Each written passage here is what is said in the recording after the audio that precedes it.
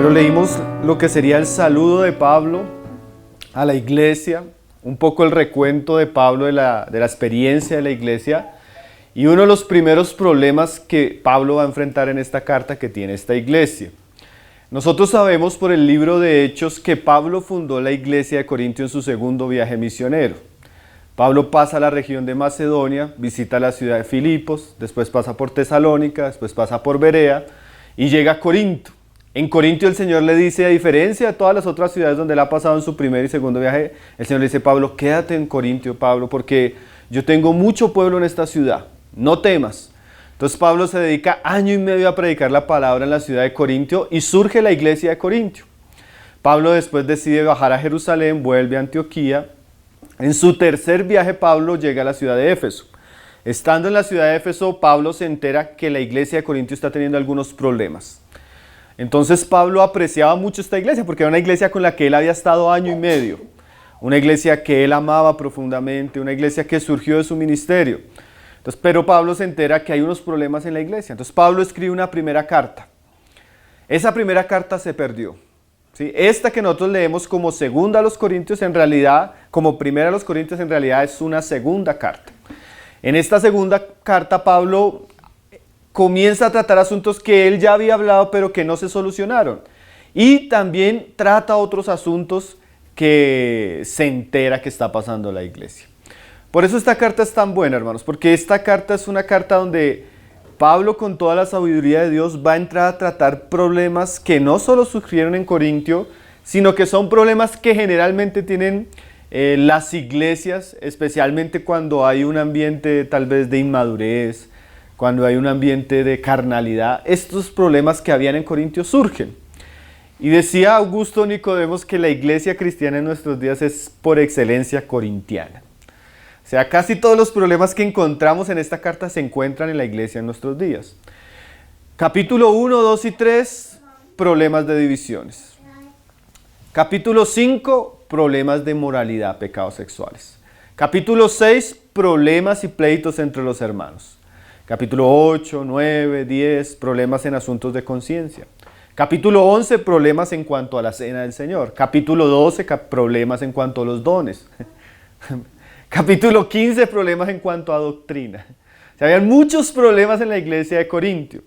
Ahora es muy bueno que Dios haya permitido que Pablo escribiera esta carta porque nos va a mostrar cómo el Espíritu Santo nos enseña a tratar ciertas dificultades que vivimos como iglesia.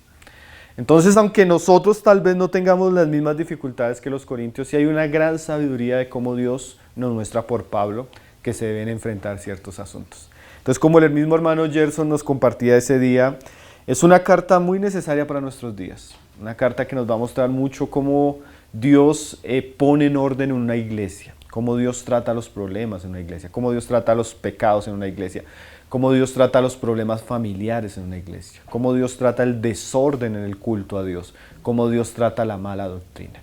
Entonces son muchas cosas para considerar. Leímos una primera parte del capítulo 1, vamos a volverla a leer para ir meditando un poco, ir introduciéndonos en el que sería el primer problema que tiene la iglesia de Corintio, que serían las divisiones entre los hermanos. Entonces vamos a volverlo a leer, ¿listo mis hermanos?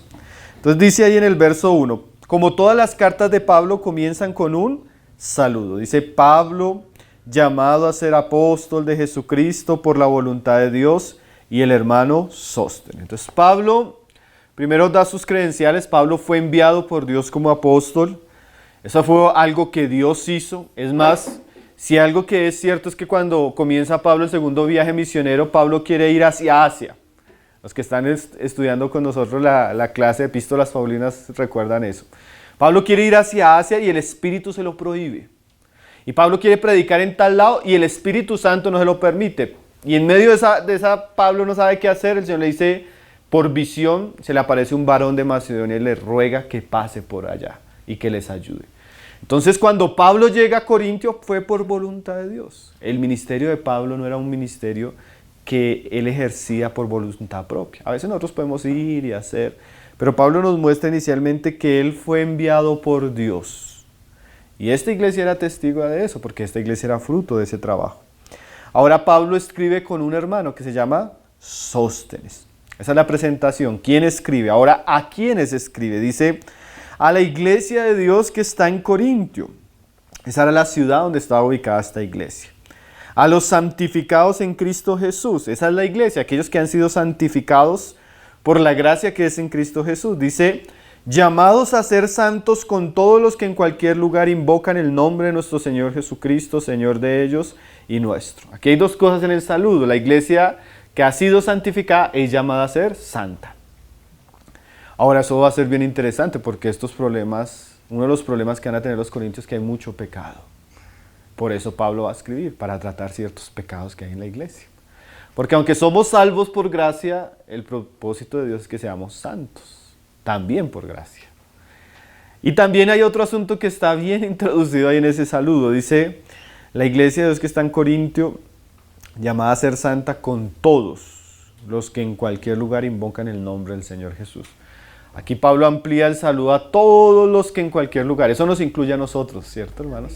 O sea, fue escrito primeramente para ellos, pero eso nos incluye a nosotros porque nosotros también somos de esos santos que hemos invocado el nombre del Señor en muchos lugares. Y como acostumbra decir Pablo, gracia y paz a vosotros de Dios nuestro Padre y del Señor Jesucristo. Después de saludar, desea la gracia y la paz de Dios en Cristo Jesús para esta iglesia. Ahora, lo primero que vamos a ver del versículo 4 al 7 es el pasado de la iglesia de Corintio. Su comienzo. Dice ahí Pablo que gracias doy a mi Dios siempre por vosotros, por la gracia que os fue dada en Cristo Jesús. Porque en todas las cosas fuisteis enriquecidos en Él, en toda palabra y en toda ciencia. Cuando Pablo llegó a la ciudad de Corintio, por la gracia de Dios, Dios permitió que esta iglesia fuera llena de la palabra de Dios, llena de conocimiento. A diferencia de otras iglesias que fundó Pablo, donde prácticamente duró un mes o 3 semanas, porque tenía que salir por la persecución, Pablo puede dedicarse en la ciudad de Corintio a enseñar la iglesia con toda palabra y toda ciencia. Después de Pablo salir de Corintio, llegó Apolos. Después de pasar Apolos por Corintio, pasó Pedro. O sea que fue una iglesia que Dios en su buena voluntad le permitió tener mucha buena palabra, buena doctrina, buena enseñanza. O sea, Pablo dice, yo doy gracias a Dios porque particularmente ustedes fueron una iglesia que recibió mucho, recibió conocimiento, recibió ciencia. Y dice en el verso 6, así como el testimonio acerca de Cristo ha sido confirmado de tal manera que nada os falta en ningún don. Además de recibir mucha palabra, mucho conocimiento, fue una iglesia que tuvo todos los dones. O sea, todos los dones que vamos a leer en el capítulo 12, si el Señor lo permite, esta iglesia los tenía. Dones de servicio, dones de palabra, dones de ciencia, dones de milagros, dones de lengua, dones de profecía. Todos los dones fueron otorgados para esta iglesia. Una iglesia con mucho conocimiento de la palabra y además con muchos dones espirituales. Tremendo, ¿no, hermanos? Yo hubiera querido estar en una iglesia así como Corintio. Imagínense, venía el apóstol Pablo, después de conferencia con Apolos, campamento con Pedro, visita de todos los hombres de Dios que uno lee en la palabra. Fue una iglesia muy privilegiada, una iglesia que tuvo muchas bendiciones de parte del Señor. Ahora, lo que vamos a ver en toda la carta es que los privilegios muchas veces no concuerdan con la responsabilidad de la iglesia. A veces nosotros podemos decir que hay iglesias que de pronto no dan fruto porque no han recibido buena enseñanza o porque no tienen un ministerio como el del apóstol Pedro, Pablo, Apolos visitando o trabajando entre ellos, o porque no hay tal vez dones. Pero esta iglesia tenía todo eso, hermanos. Pero esta iglesia, como Pablo nos va a decir más adelante, era una iglesia espiritualmente inmadura, carnal, infantil, problemática. Y eso es tremendo, ¿no, hermanos? Porque a veces nosotros podemos jactarnos del conocimiento que tenemos, jactarnos de la palabra que tenemos, jactarnos de los dones que tenemos y ser muy carnales, ser muy inmaduros, ser muy problemáticos. Tener pecados morales, tener pecados familiares, tener divisiones entre nosotros. Y esa es la situación de Corintio. Una iglesia que en un comienzo, si usted lee el libro de Hechos, hermano, Dios hizo un avivamiento en esa ciudad. Pero también ahora usted leyendo las cartas, usted se va a dar cuenta que cuando Pablo va a hablar lo bueno de esta iglesia, tiene que remontarse al pasado, porque el presente de ella no es bueno. Tremendo, ¿no, hermanos? A veces conocer palabra, tener dones, tener talentos, no es sinónimo de estar agradando al Señor. No es sinónimo de ser personas maduras. No es sinónimo de ser personas espirituales. Son gracias que vienen apenas nos convertimos. Pero Dios quiere no solo que tengamos esto, sino que maduremos, como lo vamos a ver. Entonces dice Pablo ahí, de tal manera que nada os falta en ningún don, esperando la manifestación de nuestro Señor Jesucristo.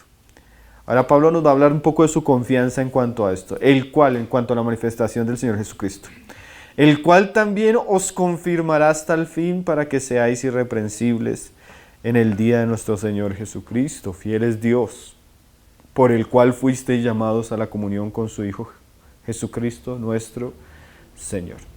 Aquí Pablo cierra esta idea con la confianza en Dios. Pablo dice, yo sé que el Señor los confirmará hasta el día del fin para que seáis irreprensibles, porque Dios es fiel. O sea, Pablo, yo no sé qué estaba pensando Pablo en ese momento que Pablo estaba escribiendo, porque cuando uno va, por ejemplo, hay un problema en la iglesia y uno va a tratar el problema en la iglesia. Y generalmente cuando uno va a tratar los problemas en la iglesia, uno tiende a afligirse por la situación de la iglesia. Tiende a veces hasta disgustarse, ¿sí? O tiende a veces hasta frustrarse. Y Pablo va a escribir unas cosas muy serias, hermano. Vamos a leer unos capítulos muy fuertes, si el Señor lo permite. Pero Pablo, antes de tratar todo eso, Pablo recuerda que Dios es fiel, que Dios es poderoso para guardar a la iglesia irreprensible. Y eso es algo muy saludable, hermanos. En estos días que estábamos en una reunión así tratando un asunto bien difícil, antes de entrar a la reunión me venía este pensamiento: Dios es fiel, Dios está con nosotros. A pesar de las circunstancias, debemos mirar las circunstancias con esperanza, con confianza, sabiendo que Dios es poderoso para cambiar las situaciones. Pablo no solo va a denunciar algo, Pablo va a enseñar algo con el fin de que Dios pueda intervenir. Y Pablo tiene confianza que el que en últimas edifica la iglesia es Cristo. Y eso es muy bueno, ¿no, hermanos? Porque hay un espíritu de Pablo, claro, muy pastoral en el sentido de tratar los problemas, pero también es un hombre de fe y de confianza. Y él sabe que la edificación de la iglesia es un trabajo de Dios. Y él puede confiar que algún día, antes de la manifestación de la venida de nuestro Señor Jesucristo, el Señor habrá terminado su obra con su pueblo. Eso nos da confianza, ¿no? No nos vamos a desesperar con las cosas que Pablo va a decir, sino vamos a ver cómo Dios usa a Pablo para corregir cosas que deben ser corregidas. Entonces, después de ese saludo, ahí viene el ruego de Pablo.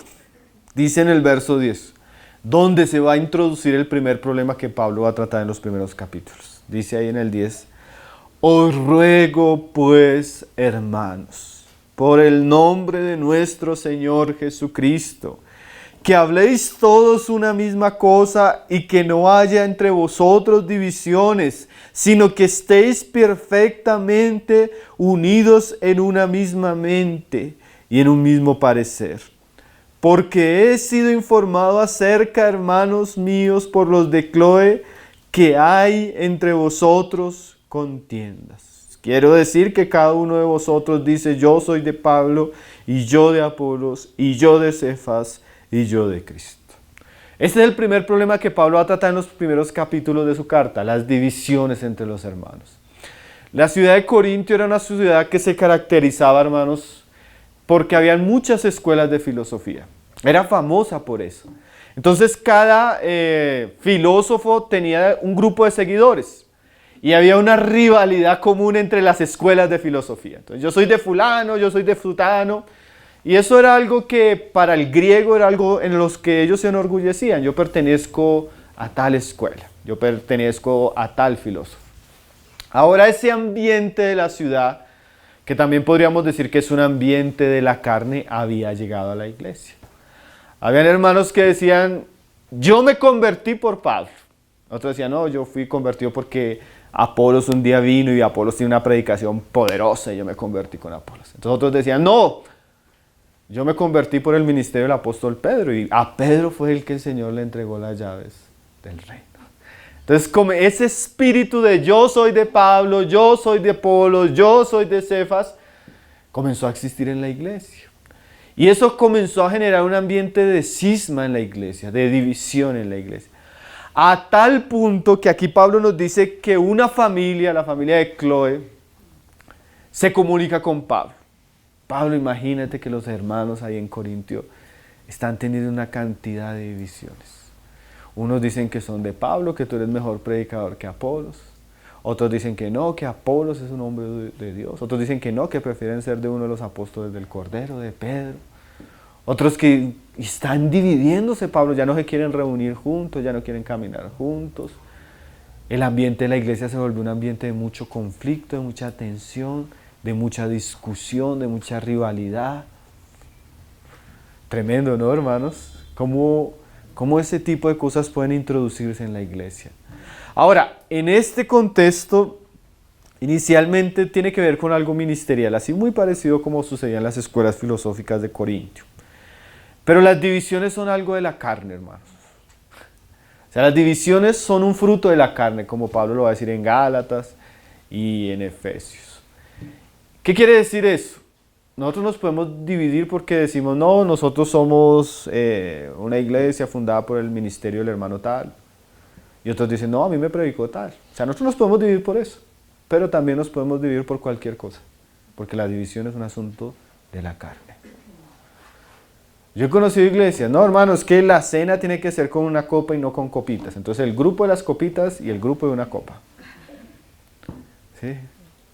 No, hermanos, es que la reunión del Señor tiene que ser el domingo en la mañana y otros dicen que el domingo en la noche. Entonces se dividen porque unos piensan que es en la mañana y otros por la noche. No, hermano, es que a mí me gusta que la alabanza sea más y a mí me gusta que menos. O sea, la carne, hermanos, da para todo tipo de división. Puede ser que en nuestro ambiente local este no sea el problema, aunque sí muchas veces hemos enfrentado este tipo de problemas, de divisiones. Pero aquí el espíritu que Pablo va a tratar es el espíritu de división. ¿Por qué, hermanos? Porque una iglesia dividida no prospera. Ni el reino del diablo está dividido, hermanos. Si nosotros queremos que las cosas tengan la bendición, la gracia de Dios, tiene que haber unidad. Y Pablo lo dice ahí. Os ruego pues, hermanos. Y mire ese ruego, hermanos.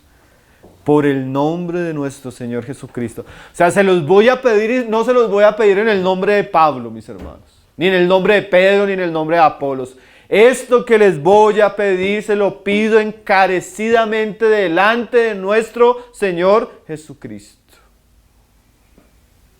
¿Qué es lo que Pablo nos va a pedir en el nombre del Señor Jesús? Que claro que era para esa iglesia, pero también siempre va a ser para nosotros. Dice Pablo, que habléis todos una misma cosa. O sea, la iglesia debe tener unidad de mente, unidad de parecer, unidad de enseñanza, hasta unidad de opinión, hermanos. Y saben que para que haya unidad de mente, de doctrina, de pensamiento, de práctica y de opinión, nosotros debemos invertir en la comunión, hermanos. La unidad no es algo que se genera espontáneamente en nosotros. ¿Cómo así, hermano Pablo? Bueno, si yo quiero pensar lo mismo que piensan mis hermanos con los que yo estoy sirviendo en la iglesia, yo debo sentarme con mis hermanos en un ambiente de amor, de respeto, de sinceridad y hablar las cosas que yo estoy pensando en cuanto a la iglesia. ¿Qué vamos a hacer en la iglesia? ¿Hacia dónde queremos que la iglesia camine? ¿Qué vamos a enseñar? ¿Cómo vamos a tratar los asuntos? Porque si no hay compañerismo, si no hay comunión, si no hay amor, si no hay paciencia, ¿qué va a haber? División, contienda, murmuración. Eso puede suceder en los hermanos que presiden, eso puede suceder en las hermanas que sirven. Pablo le escribe a la iglesia de los tesalonicenses, de los filipenses y le dice, ruego a Evodia y a Síntique que no haya división y que sean de un mismo parecer. O sea, habían dos hermanas en la iglesia que una decía, a mí me gusta que las cosas sean así, y la otra decía, no, a mí me gusta que sean así. Entonces, el problema de ellos era tan serio que Pablo lo trata públicamente de ellas. Entonces, hermanos, puede ser un asunto de doctrina, de liderazgo, de servicio, de familia, de trabajo, pero nosotros debemos buscar la unidad, pensar lo mismo, amar lo mismo, buscar lo mismo. Y para que haya unidad, compañerismo, paz, edificación, debemos ser sabios, debemos madurar. Porque muchas veces, como lo vamos a ver más adelante, el problema que está muchas veces detrás de muchos pecados es el orgullo. El orgullo que no nos permite escuchar al otro, el orgullo que no nos permite ser paciente con el otro, el orgullo que no nos permite tratar ciertas cosas porque nos sentimos heridos, nos sentimos avergonzados. Bueno, puede ser que la división de una iglesia comience con asuntos muy personales. Es que uno tiene, yo podría darles tantos ejemplos, hermano. No, es que yo estoy trabajando con el hermano tal y pasó esto, entonces yo comienzo a guardar cosas contra el hermano tal. Entonces ya voy a la reunión, estoy en la reunión, pero no lo saludo. En mi corazón lo menosprecio, me distancio de él, de su familia. Dejo que eso crezca, eso se vuelve amargura. Y ya el ambiente de la iglesia se vuelve así como muy sectorizado, muy prevenido, de mucha murmuración. ¿Cuántas cosas pueden generar eso, cierto, hermanos? Por eso les digo, claro, históricamente el problema de ellos eran los ministerios. Ellos estaban enfocando en el ministerio de unos hermanos y estaban dividiéndose por eso. Pero las divisiones pueden surgir de muchas maneras. Por eso el ruego de busquemos hablar una misma cosa, busquemos pensar una misma cosa, busquemos seguir una misma cosa, es lo que va a sostener a la iglesia. Y Pablo dice, solícitos en guardar la unidad. O sea, debe haber una disposición, una solicitud.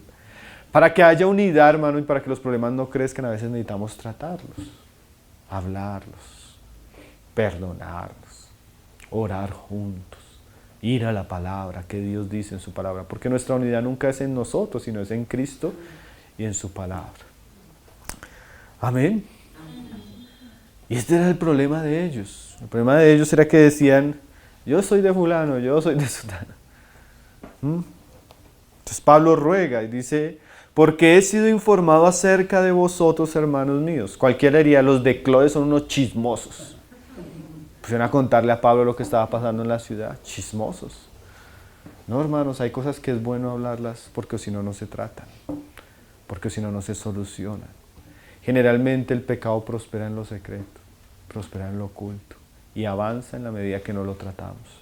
Muchas veces para tratar un asunto hay que sacarlo a la luz. Claro, los de Cloé lo que hicieron fue escribirle a Pablo, y eso fue muy sabio. Pablo era una autoridad espiritual entre los hermanos. Pablo conocía a los hermanos los respetaban. Él tenía toda la gracia para tratar los asuntos. Entonces los de Cloé a veces uno tiene que a veces tratar asuntos y es porque un hermano se le acercó, hermano, mira, está pasando esto.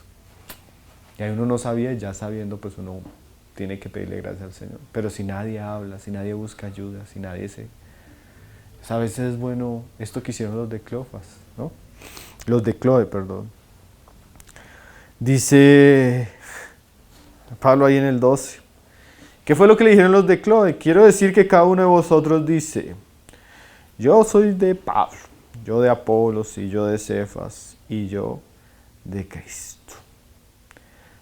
Esa era la división entre los corintios. Y ahora Pablo pregunta en torno a esa división. ¿Acaso está dividido Cristo? Esa es una primera pregunta importante, ¿no, hermanos? En realidad, ustedes están dividiendo algo, pero yo les pregunto, ¿acaso eso está dividido? Hermanos, si hay una verdad tremenda que el Señor enseñó a sus apóstoles y por la cual oraba, era por la unidad. ¿Ustedes recuerdan Juan 17? Padre, yo no ruego por el mundo, sino ruego por ellos. ¿Saben cuál era el ruego del Señor? Que sean uno. ¿Y saben cómo se llegaba a esa unidad? Con este mandamiento. Amaos los unos a los otros. Porque para poder caminar juntos, hermanos, necesitamos amarnos. Por eso si algún momento llegamos a la cumbre de la carta, ¿Saben cuál es la cumbre de la carta? 1 Corintios 13. La preeminencia del amor. Sin amor no hay edificación. Sin amor no hay unidad. Sin amor no hay armonía. Podríamos decir que lo opuesto al amor es el orgullo. ¿Sí? Y es el pecado que vamos a ver que está detrás de la división de estos hermanos. Orgullo. Pero el amor, como Pablo lo va a decir más adelante, va a ser la fuente de toda verdad. Entonces, ¿acaso en el propósito de Dios, en la visión de Cristo para su iglesia, había división? No, hermanos. Siempre, y eso es bueno saberlo, siempre que hay división es fruto de una obra de la carne. En la iglesia, ¿no? Es fruto de una obra de la carne que hay que tratar. Entonces dice Pablo, ahora ustedes están dividiendo por nosotros, por mi ministerio y por el ministerio de Apolos y el ministerio de Pedro. Ahora yo les pregunto, ¿fue crucificado Pablo por vosotros?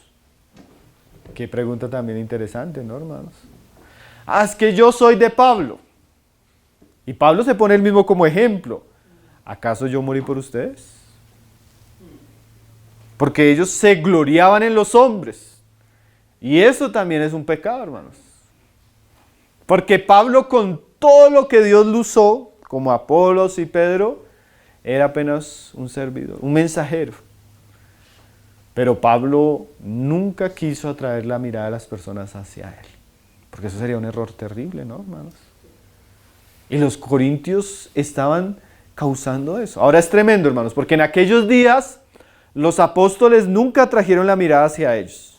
Fue la iglesia la que comenzó con este pecado. En nuestros días es al revés. Son los pastores, los predicadores, los que atraen a las personas hacia ellos y su ministerio. ¿Sí? Sigue siendo el mismo pecado, comenzando desde otra parte. Entonces dice Pablo, ¿acaso? Hermano, tal vez Dios usó personas para su conversión, tal vez Dios ha usado personas para su edificación, pero en últimas ellos son solo servidores. Realmente el que murió por nosotros fue Cristo.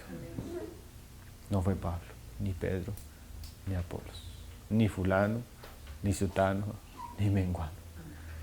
Eso debemos saberlo, ¿no, hermanos? Porque eso nos va a dar una visión equilibrada de cómo debemos tratarnos también como hermanos y no vamos a dejar que esas cosas nos dividan.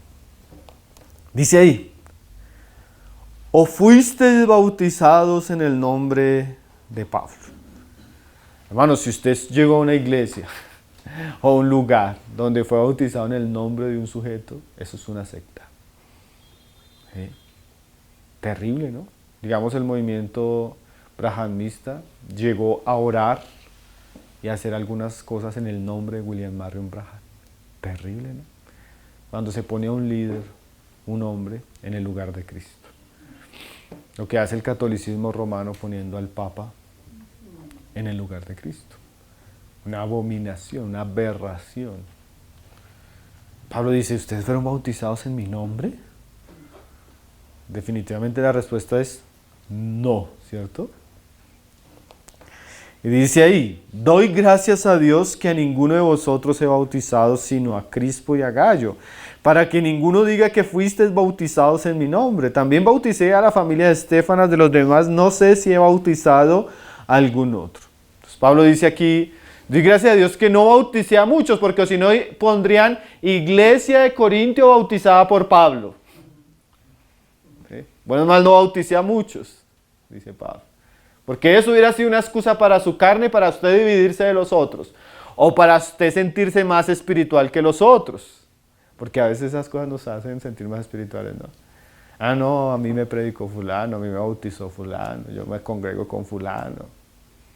Hermano, eso no lo hace delante de Dios, eso.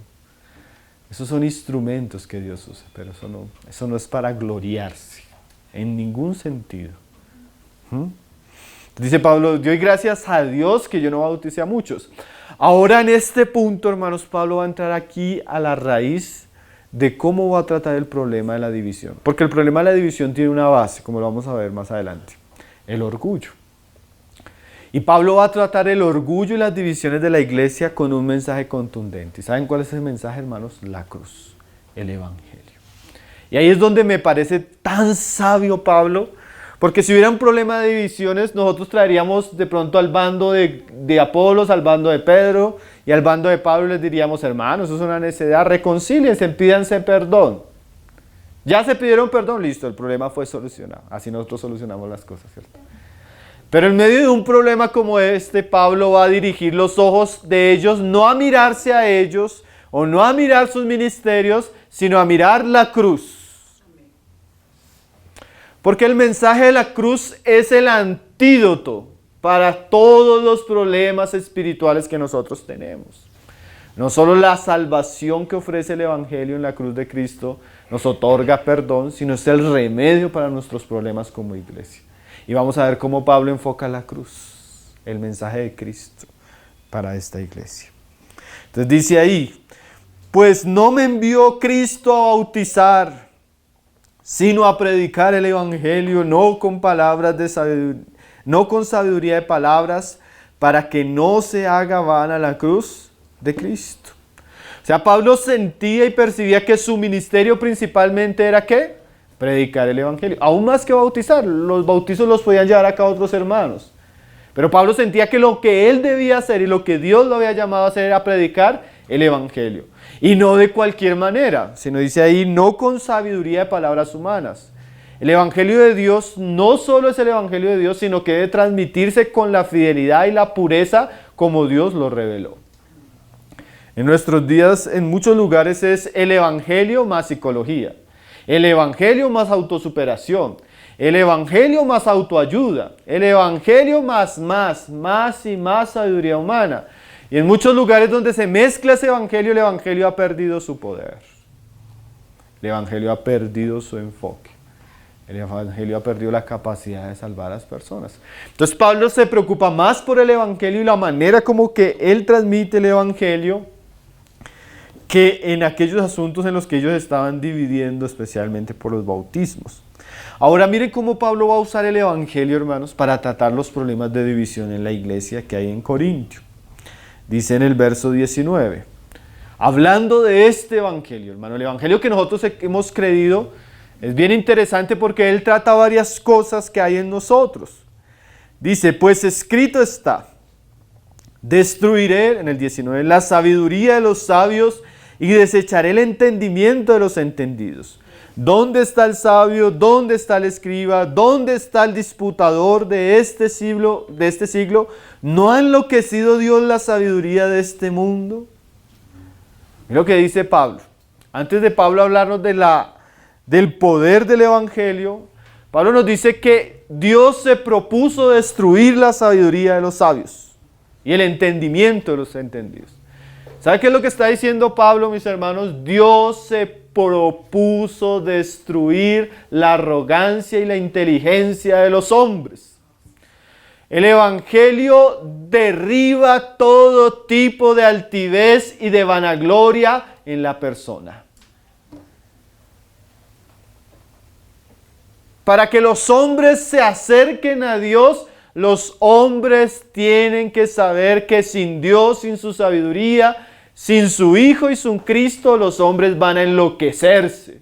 Así estudien, así prosperen, así sean intelectualmente muy sabios. El hombre sin Dios lo único que le queda es la locura y la necedad.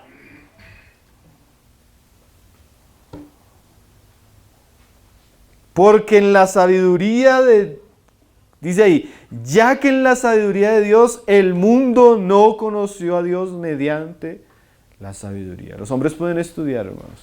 Los hombres pueden tener conocimiento. Personas pueden ser muy intelectuales. Esta ciudad tenía mucha intelectualidad.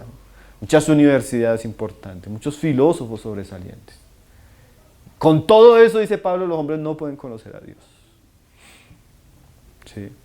Usted se va a dar cuenta. Muchos de los grandes filósofos, los padres tal vez de la filosofía moderna, todos terminaron en manicomio, locos, desquiciados, suicidándose, deprimidos. ¿Sí? Terrible, porque eso es lo que estudian a veces los muchachos en una universidad. ¿Por qué? Porque la sabiduría del mundo es, dice Dios, ¿no?, en su palabra, animal, terrenal, diabólica. Ahora, ¿por qué Pablo se está yendo por esos lados, hermanos? Porque ellos tienen que saber que cuando Dios los llamó, Dios no los llamó porque ellos eran sabios. Dios no los llamó porque ellos fueran inteligentes. Dios no los llamó porque ellos fueran importantes. ¿No? ¿Y por qué Pablo les va a mostrar a estos hombres que Dios los llamó siendo viles y pecadores? Porque cuando la persona entiende que no hay ningún mérito en ella, sino que Dios la llamó puramente por gracia, no existe en su corazón ningún asunto en el cual ella pueda gloriarse, jactarse, envanecerse, volverse soberbia, como ellos ya lo estaban haciendo. Entonces Pablo les va a mostrar de dónde los sacó. Mire, ustedes en el mundo estaban perdidos en su sabiduría. Estaban perdidos en su conocimiento, en sus filosofías. Ustedes estaban muertos, ustedes eran pecadores. Ahora, esa era la situación de los corintios porque en ese tiempo pues, era una ciudad muy entregada al conocimiento griego. Pero hermanos, tal vez nosotros estamos perdidos en una religión falsa. Perdidos en vicios, perdidos en pecados. Perdidos en idolatría, perdidos en inmoralidad, perdidos en la borrachera, perdidos en el pecado sexual, perdidos en muchos aspectos. Y Pablo nos va a recordar de dónde nos sacó el Evangelio para que por un lado seamos humildes delante de Dios, pacientes los unos con los otros, y que tal vez en el único lugar que nosotros podamos gloriarnos es en la cruz donde Cristo murió por nosotros. No soy de Pablo, no soy de Pedro, no soy de Apolo, sino ahora soy de Cristo. Profundamente amado por Cristo, profundamente redimido por la gracia de Dios, sin merecerlo. Eso nos da una actitud humilde aún para nuestras relaciones como iglesia, ¿no? En estos días hablábamos con unos hermanos, no, es que fulano está haciendo tal, y vamos a hablar con eso y no sé qué. Yo les decía, sí, tienen que hablar porque son hermanos y tienen que tratar los asuntos, pero recuerde que usted también es un pecador, salvo por la gracia de Dios, inmerecedor. Sea paciente y amoroso con su hermano, porque usted no es más justo que él. Recuerde que la gracia es lo que lo tiene a usted en pie. ¿Está entendiendo la idea de cómo Pablo va a tratar el problema de la división, hermanos? Entonces dice ahí, agradó a Dios salvar a los creyentes por la locura de la predicación. Porque los judíos piden señales y los griegos buscan sabiduría. Sí, ese era el ambiente que ellos tenían. Por un lado estaba la religiosidad judía que quería ver milagros, señales. Y los griegos querían conocimiento. ¿Sí? Unos eran místicos y los otros intelectuales. Unos buscaban experimentar y los otros conocer. Pero Dios le agradó salvar a los hombres por la locura de la predicación. Y dice Pablo ahí, pero nosotros predicamos a Cristo crucificado. Y en este ambiente es tremendo, hermanos, porque Pablo no se predicaba a él mismo, ni Apolo se predicaba, ni Pedro tampoco se predicaba a él mismo. El énfasis del ministerio de ellos y la predicación de ellos estaba ¿dónde? Centrada en Cristo. Hermanos, si es un peligro cuando el foco de nuestra enseñanza deja de ser Cristo para hacer otras cosas. Hay movimientos de la iglesia, de la historia de la iglesia, que dejaron de hablar de Cristo para hablar solo de la iglesia. Dejaron de hablar de Cristo para hablar solo de los últimos tiempos. Dejaron de hablar de Cristo para hablar solo, otras cosas. No es que no haya que hablar otras cosas, pero siempre el eje central de todo el mensaje es Cristo y este crucificado. A veces nosotros vamos a compartirle, no, lo invito a donde yo me reúno. ¿Por qué no? Usted era la iglesia tan bonita, los hermanos allí son esto, allí hacemos esto. No se trata de lo que hacemos, hermano. No se trata de cómo nos reunimos. Se trata de Cristo, hermanos. Ese es nuestro mensaje. Y porque ese es el único mensaje que va a salvar a los perdidos. Pero a veces nosotros hablamos más de otras cosas que de Cristo, ¿no?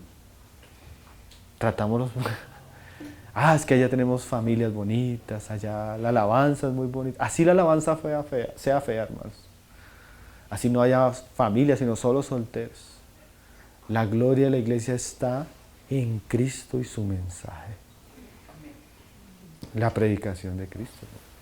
Ahora, es cierto, hermanos, que cuando la predicación de Cristo es el eje central, eso ordena todo lo otro, ¿cierto?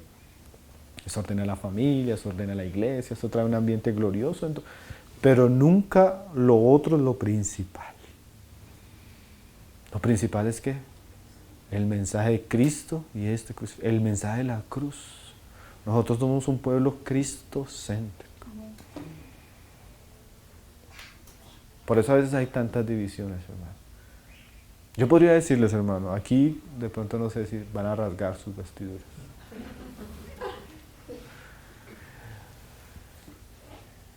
Yo conozco muchas iglesias de muchos ambientes, hermanos, denominaciones, movimientos diferentes, que para mí son mis hermanos, porque predican a Cristo y a este crucificado.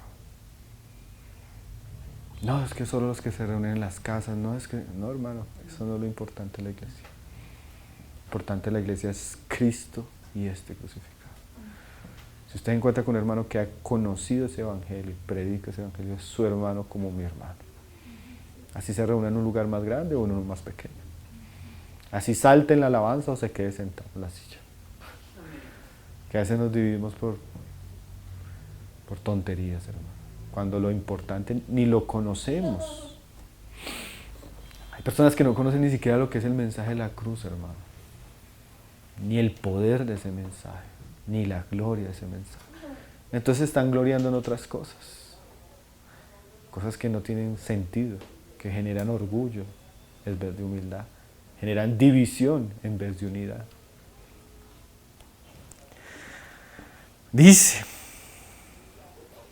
Pero nosotros, ojalá podamos decir así como Pablo, ¿no, hermanos? Nosotros predicamos a Cristo crucificado. Para los judíos, ciertamente, ¿qué? Tropezadero. Y para los gentiles, locura. Y para los judíos eso fue un tropiezo. Ellos no podían creer en Jesús, su muerte, su resurrección. Para los gentiles la gente decía, Pablo. Una le dijeron a Pablo, las muchas letras te han enloquecido. Sí, la gente nos dice, usted está loco, ¿qué es eso que usted cree? Bueno, pues eso que para usted es locura, y eso que para otros es un tropiezo, dice Pablo, ¿para nosotros qué es? Más para los llamados, así como judíos como griegos, Cristo es el poder de Dios y sabiduría de Dios. O sea, los judíos buscan señales, pues busquen a Cristo, porque Él es el que tiene el poder verdadero de Dios. ¿Cuál poder, hermanos? El poder para llevar a un hombre que está muerto en sus delitos y pecados a la salvación. El poder para cambiar un corazón de piedra en un corazón de carne. El poder para trasladarnos de las tinieblas a la luz admirable de los hijos de Dios. El poder de transformarnos de personas inmundas a personas santas. El poder de transformarnos de personas necias a personas sabias. El poder de transformarnos en personas orgullosas a personas humildes. El poder para transformarnos de locos insensatos a personas sabias y prudentes. Tan poderoso que es el Evangelio de Cristo, ¿no, hermanos? Que cambia vidas, que cambia corazones, que cambia por toda la eternidad nuestro destino. Tremendo, ¿no, hermanos? Y va a enfatizar ahora en la condición de estos hombres. Dice, porque lo insensato de Dios es más sabio que los hombres, y lo débil de Dios es más fuerte que los hombres. Pues mirad, hermano, ahora Pablo quiere que se examinen a ellos mismos y dice, mirad, hermanos, vuestra vocación, que no sois muchos sabios según la carne, ni muchos poderosos, ni muchos nobles. O sea, mírense a ustedes, hermanos. Y se van a dar cuenta que no son príncipes, no son reyes, no son hombres muy... No. Sino que Dios en su iglesia, ¿qué quiso hacer? Dice, sino que lo necio del mundo escogió Dios. O sea, si nos miramos en realidad, tal vez nosotros éramos los más necios, los más insensatos. Yo a veces me pongo a pensar en el grupo de amigos con el que yo andaba antes de Cristo. Y yo digo, yo era el más insensato, hermano. Yo era el más necio. Por Dios había podido salvar a otros, otros eran más mejores, menos peores. Pero hermanos, Dios escogió lo vil, lo que no es. Con dos propósitos. Un lado, la gracia es para los humildes. Y otro, avergonzar a los arrogantes. Porque hay gente que se cree, tal vez uno de los mayores pecados que tiene nuestra, no nuestra, sino los hombres en general, es que los hombres se creen buenos, hermano. Se creen justos, se creen sabios. Y el Evangelio tiene el propósito de derribar esa arrogancia. El Evangelio salva a los humildes, avergüenza a los orgullosos. El Evangelio levanta a los pobres, humilla a los ricos. Y no estoy hablando de dinero, ¿no? Entonces dice ahí, sino lo necio del mundo escogió Dios, ¿para qué? Avergonzar a los sabios. Y lo débil del mundo escogió Dios para avergonzar a lo fuerte. Y lo vil del mundo y lo menospreciado escogió Dios, y lo que no es, para deshacer lo que es. O sea, la iglesia es un monumento a la gracia de Dios y un monumento en contra del orgullo del mundo. En la gracia de Dios, en la iglesia Dios derrama su gracia y en la iglesia Dios avergüenza al mundo. ¿Por qué lo avergüenza? Porque el mundo, creyendo y jactándose en su arrogancia, Dios escoge salvar a los pobres. A lo que no es, a lo que usted dice, a lo que usted no espera, a ese escogió Dios. A ese que no lo merecía, a ese que era indigno, a ese que era más miserable delante de los hombres. ¿Y cuál es el objetivo de todo esto que Pablo nos está diciendo? Dice en el 29, a fin de que nadie se jacte en su presencia. O sea, el fin del Evangelio de la cruz de Cristo es que cuando nosotros lleguemos a la presencia del Señor, ninguno de nosotros diga, Señor, si ves, estoy aquí por mis obras.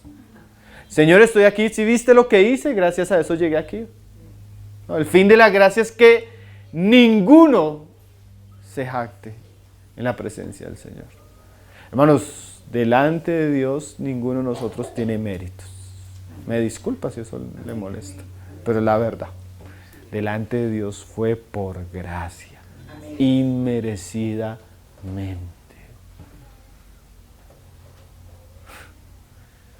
Usted no va a decir, bueno, Señor, ahí fuimos mitad y mitad, usted hizo una parte y yo hice la otra parte. No, hermanos, ni mitad, ni 99.9 y usted un 0.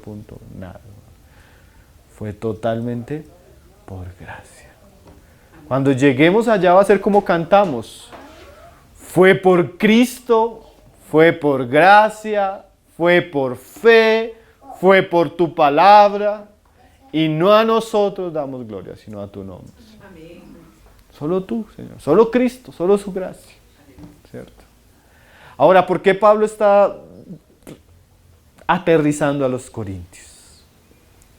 Porque Pablo los está aterrizando, hermanos. Estos griegos eran bien orgullosos. ¿Sí? Y hay gente que es así, ¿no? Llega a la iglesia y todavía se siente, se impone, llega a la iglesia y todavía cree que es mejor que los demás, pero llega un momento donde Dios lo va a comenzar a bajar, y lo va a bajar, y lo va a bajar, porque las divisiones vienen del orgullo, hermanos, y Dios, para librar a la iglesia de esas cosas, tiene que bajarle el orgullo a algunos, tiene que desinflarlos. O se afinan, o Dios lo afina, hermano. Pero Dios va a tratar el orgullo en nosotros, porque eso es un problema para la iglesia. La Escritura dice así, Dios le da gracia a los humildes, pero ¿a qué? Al soberbio, que hace Dios, lo resiste. ¿Y saben qué significa ese verbo resistir? Dios está contra él. Dios está contra nuestro orgullo, hermanos, porque nuestro orgullo causa muchos problemas. muchas divisiones. Hermanos, uno se sienta a tratar una y otra vez problemas, por ejemplo, de familia. ¿Y saben cuál es el problema de muchas familias? El orgullo. ¿De los dos o de uno de los dos? Muchas veces uno va a lugares donde los problemas son tan grandes, pero la raíz a veces es tan pequeña. Pero pequeña, pero muy poderosa. Y el orgullo. Entonces Pablo está derribándolos. ¿Sí? Y a un punto donde les dice, hermanos, ustedes no se pueden jactar ni por mí, ni por Pedro, ni por Apolo, ni por nada. ¿Quiénes somos nosotros? Nadie.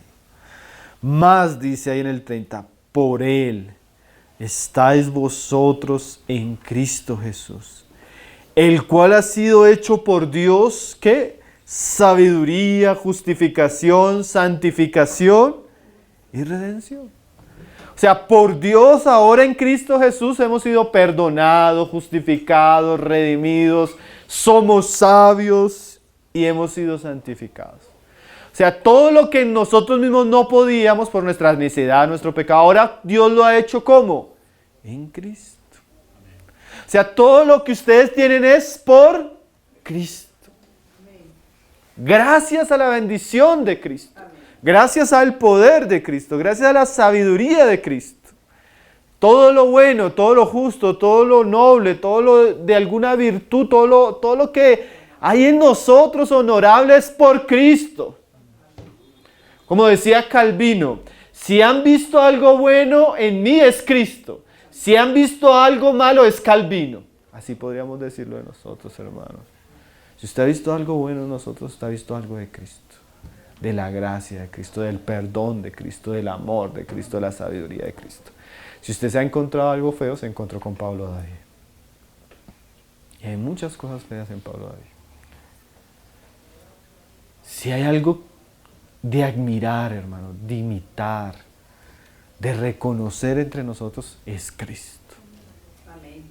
Cuando hay algo feo es que salió nuestro yo, nuestro viejo hombre. ¿Cómo concluye Pablo? Dice ahí, ¿para qué? O sea, todo esto es para un ¿para qué? Como ya estaba escrito. ¿Qué es lo que ya estaba escrito? Si usted se va a gloriar, gloríese en el Señor. Es que yo soy de Pablo. ¿Quién es Pablo, hermano? Dice Pablo, ¿no? Es que, ¿quién es Apolos? ¿Quiénes son ustedes mismos? Si en alguien o en algo podemos gloriarnos es en Cristo, en el Señor, en su cruz. Si en algo podemos decir, definitivamente he sido muy privilegiado, fue que Cristo murió por mí. Cristo tomó mi lugar. Cristo decidió venir a salvar a este pecador, a este vil, a este pobre, a este miserable. En eso sí podemos gloriarnos. En un sentido, si hay algo en lo que podemos enorgullecernos, en un buen sentido de la palabra, es decir, oiga, Cristo murió por nosotros, hermanos. Esto sí es algo para jactarnos, es algo para cantar, hermanos. Es algo para anunciar, eso es algo para decir, Cristo murió por nosotros. Pero ellos están diciendo, no, yo soy de Pablo. O yo soy de esto. O yo tengo esto. O yo sé esto. Hermano, todo eso en comparación a Cristo es nada. Entonces la manera como Pablo comienza a tratar el problema de división y lo va a seguir tratando, apenas leímos el primer capítulo, es llevándonos a la cruz. Donde Dios nos amó, donde Dios nos justificó, donde vemos nuestra condición, pero también vemos la grandeza de la obra de Cristo, la cual nos gloriamos, nos gozamos y por la cual estamos firmes. Entonces, mis hermanos, terminamos diciendo, hay que buscar la unidad. Amén. Pero la unidad de la iglesia siempre va a tener su lugar cuando primero reconocemos quiénes somos, cuando primero nos humillamos y por otro lado cuando reconocemos también qué hizo Cristo por nosotros y nos gloriamos en esa perfecta obra. Vamos a orar, mis hermanos, para dar gracias al Señor por su palabra.